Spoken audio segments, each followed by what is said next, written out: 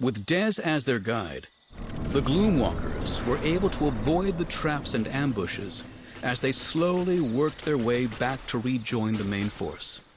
It took 3 days and nights, countless brief but deadly battles, and a seemingly endless march through enemy territory, but they made it.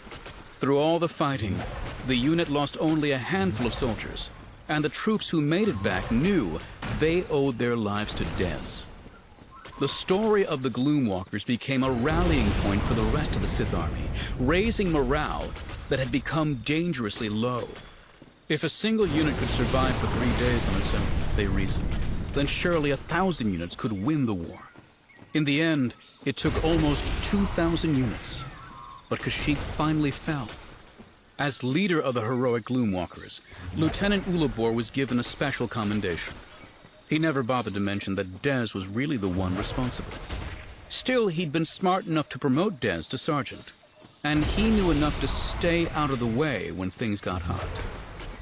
So, Adenar repeated, "What's the word, Dez? When they finally give us the go, is this mission going to be a spice run?" The lieutenant's just saying what he thinks we all want to hear. I know that, Dez. That's why I'm talking to you. I want to know what we're really in for. Dez thought about it for a few moments. They were holed up in the jungle on the edge of a narrow valley, the only route into Fasira's capital city, where the Republic army had set up its base camp. On a nearby hill overlooking the valley was a Republic outpost. If the Sith tried to move troops through the valley, even at night, the outpost was sure to spot them. They'd signal ahead to the base camp, so their defenses would be up and fully operational long before the enemy ever reached them.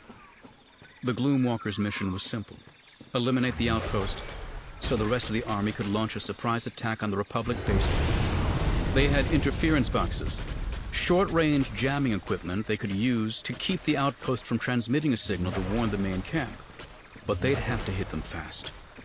The outpost reported each day at dawn, and if the Gloomwalkers struck too soon, the Republic would realize something was wrong when the daily report didn't come in. The timing was critical. They'd have to take them out just before the main force entered the area. That would leave a few hours to cross the valley and catch the base camp unprepared. It was doable, but only if everything was coordinated perfectly. The Gloomwalkers were in place, but the main force wasn't ready to make its move yet, and so they waited. "I'm worried," Dez finally conceded. "Taking that outpost won't be easy. Once we get the go-ahead, there's no margin for error. We have to be perfect. If they've got any surprises waiting for us, we could be in trouble." Adenar spit on the ground. "I knew it. You got a bad feeling, don't you? This is Hiskor all over again." Hiskor had been a disaster. After Kashyyyk fell, the surviving Republic soldiers fled to the neighboring world of Trandosha. 20 units of Sith troopers, including the Gloomwalkers, were sent in pursuit. They caught up to the Republic survivors on the desert plains outside the city of Hiskor.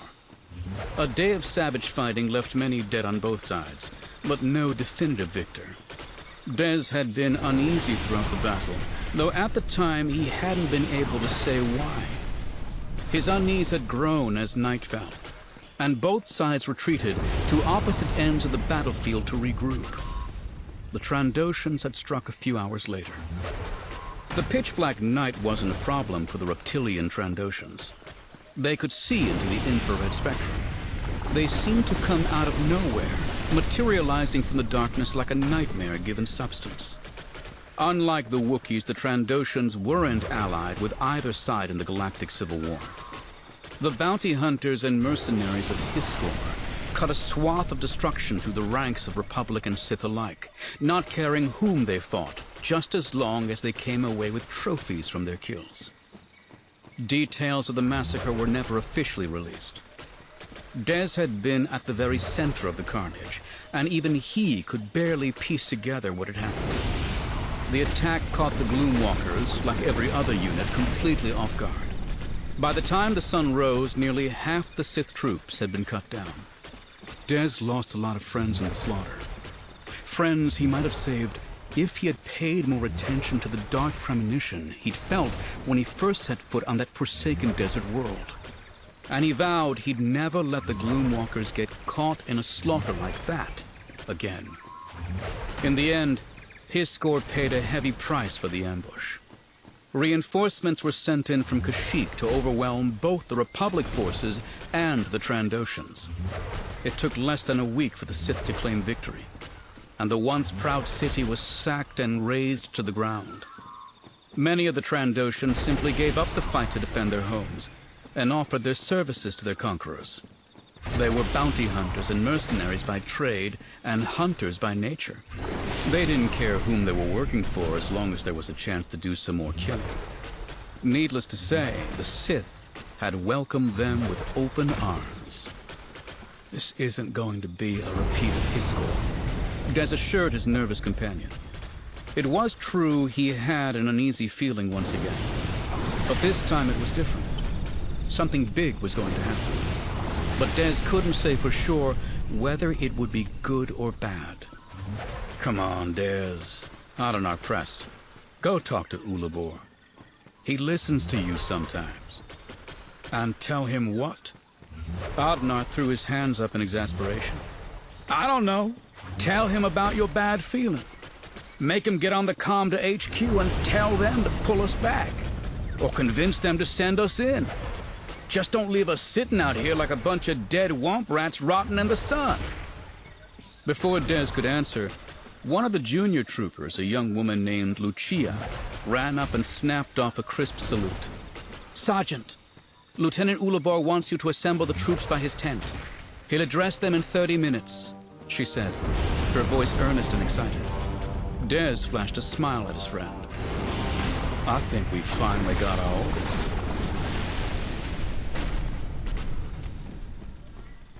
The soldiers stood at attention as the lieutenant and Des reviewed the troops. As it always did, the inspection consisted of Ulabor moving up and down the ranks, nodding and giving half-muttered approvals.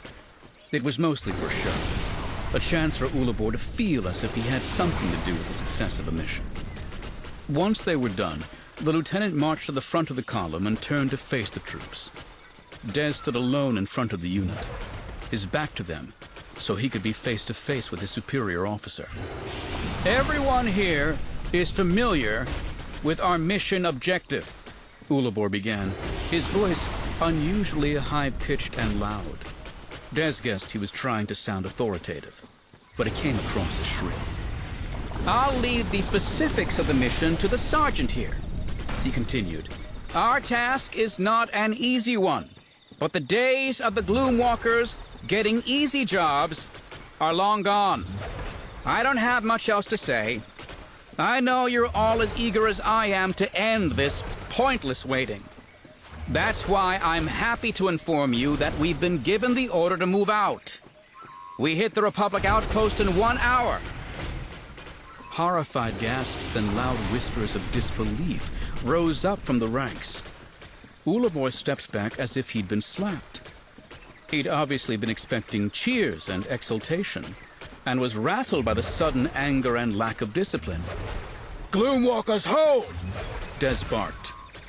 He stepped up to the lieutenant and lowered his voice. Sir, are you certain those were the orders? Move in 1 hour? Are you certain they didn't mean 1 hour after nightfall? Are you questioning me, Sergeant? Ulabor snapped, making no attempt to keep his own voice down. No, sir. It's just that if we leave in 1 hour, it'll still be light out. They'll see us coming. By the time they see us, we'll already be close enough to jam their transmitters, the lieutenant countered. They won't be able to signal back to the base camp. It's not that, sir. It's the gunships.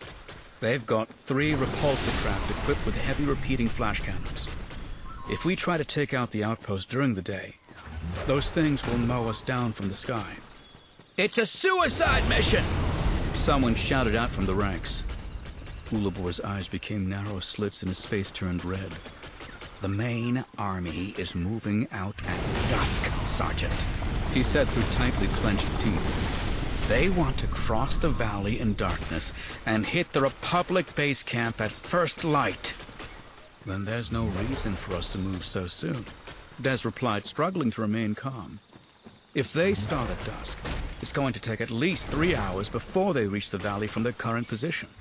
That gives us plenty of time to take the outpost down before they get here, even if we wait until after dark. It's obvious you don't understand what's really going on, Sergeant. Ulabor spoke as if arguing with a stubborn child. The main force isn't going to start moving until after we report our mission is complete. That's why we have to move now. It made sense. The generals wouldn't want to risk the main force until they knew for certain the valley was secure. But sending them in during the light of day guaranteed that the Gloomwalkers' casualty rate would increase 5-fold. You have to come back to HQ and explain the situation to them, Des said. We can't take on those gunships in the air. We have to wait till they ground them for the night. You have to make them understand what we're up against. The lieutenant acted as if he hadn't even heard him. The generals give the orders to me, and I give them to you, he snapped. Not the other way around. The army is moving out at dusk, and that's not going to change to fit your schedule, Sergeant. They won't have to change their plans, Des insisted. If we leave as soon as it gets dark, we'll still have that outpost down by the time they reach the valley. But sending us in now is just enough, the lieutenant snapped. Quit braying like a bantha cut off from its herd. You have your orders, now follow them. Or do you want to see what happens to soldiers who defy their superior officers? Suddenly it was clear to Des what was really going on. Ulabor knew the order was a mistake, but he was too scared to do anything about it. The order must have come directly from one of the Dark Lords. Ulabor would rather lead his troops into a slaughter than face the wrath of the Sith Master. But Des wasn't about to let him drive the Gloomwalkers to their doom. This wasn't going to become a repeat of his score. He hesitated for only a second, before slamming his fist into his lieutenant's chin, knocking him cold. There was a stunned silence from the rest of the troops as Ulabor slumped to the ground. Des quickly took away the fallen officer's weapons, then turned and pointed at a pair of the newest recruits. You two, keep an eye on the lieutenant. Make sure he's comfortable if he wakes up, but don't let him anywhere near the comm.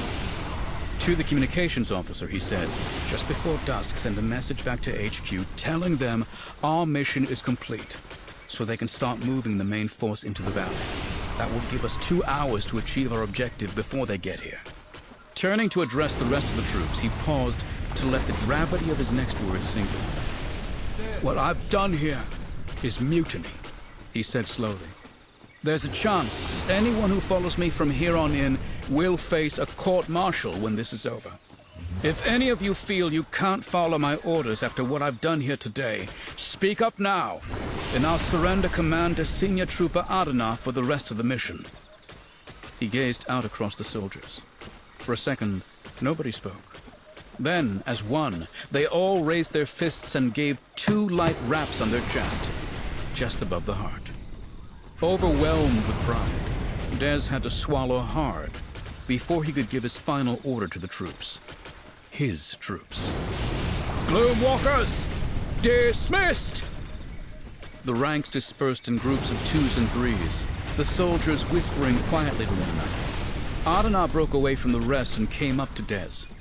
Ulabor's not going to forget this, he said quietly. What are you going to do about him? After we take that outpost, they'll want to pin a medal on our commanding officer. Des replied. I'm betting he'd rather shut up and accept it than let anyone know what really happened. Adana grunted. Guess you got it all worked out. Not quite, Des admitted. I'm still not sure how we're going to take down that outpost.